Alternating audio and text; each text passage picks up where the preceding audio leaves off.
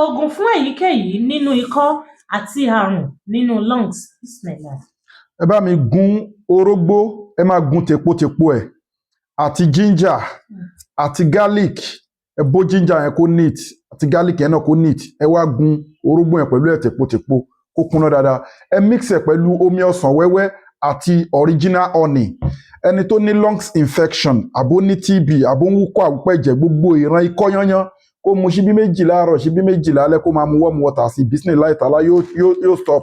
Ẹ kọ́ọ̀lù fún full package wa àwọn egbòogi tó ní NAFDAC number ìjọba Ọlọ́run ọba dání láti wo èyíkéyìí nínú àìsàn tó bá òkú dojú kẹ̀dá both natural and spiritual.